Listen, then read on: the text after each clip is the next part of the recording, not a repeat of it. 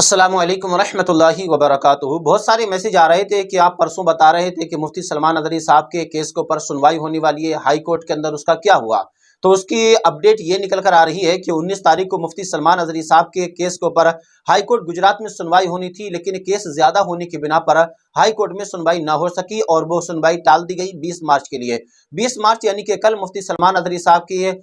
جو ہے کیس کے اوپر ان کی عرضی کے اوپر سنوائی ہوئی۔ 4 بجے سے لے کر 5 بجے تک غالباً 1 گھنٹہ بحث چلی۔ کورٹ کا وقت ختم ہو رہا تھا، اس لیے جج صاحب نے مفتی سلمان ندوی صاحب کو ایک نئی ڈیٹ دے دی ہے۔ اب مفتی سلمان ندوی صاحب کی یہاں سے پریشانیاں ایک نئی طریقے سے یوں سمجھ لیجئے بڑھتی چلی جا رہی ہیں۔ جیسے کہ اندازہ لگایا جا رہا تھا کہ مفتی سلمان ندوی صاحب کو 4 سے 5 مہینہ یا زیادہ سے زیادہ 6 مہینہ تک جیل میں رہنا پڑ سکتا ہے، یعنی کہ جو گمان کیا جا رہا تھا کہ 4 سے 5 مہینے مفتی سلمان ندوی صاحب کو جیل میں رہنا پڑ سکتا ہے، ٹھیک وہ ویسا ہی ہو رہا ہے کہ مفتی سلمان ندوی صاحب کی عرضی کے اوپر جج صاحب نے 23 اپریل کی سنوائی تاریخ دی ہے کہ آپ کو 23 اپریل کو آنا ہے۔ اب 23 اپریل کو سنوائی ہوگی، یعنی کہ اب سے 1 مہینہ 2 دن باقی ہیں دوبارہ سے مفتی سلمان ندوی صاحب کی عرضی کے اوپر سنوائی ہونے کے۔ ایک ڈیٹا نکل کر آیا ہے گجرات سے، وہ یہ کہ گجرات کے اندر اب تک پاسا ایکٹ کے تحت جن لوگوں کے اوپر پاسا ایکٹ لگایا گیا ہے ان کی تعداد 5400 سے زیادہ ہے،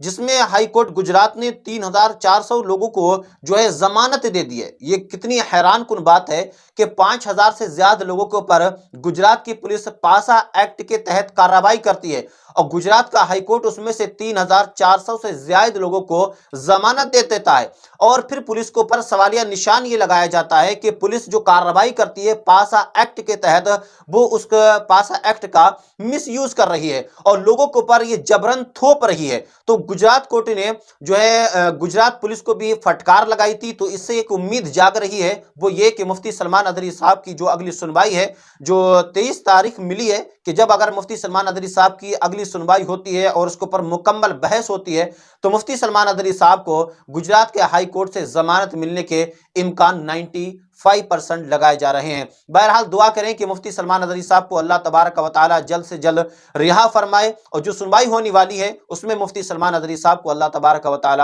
کامیابی عطا فرمائے، آمین۔ السلام علیکم ورحمۃ اللہ وبرکاتہ۔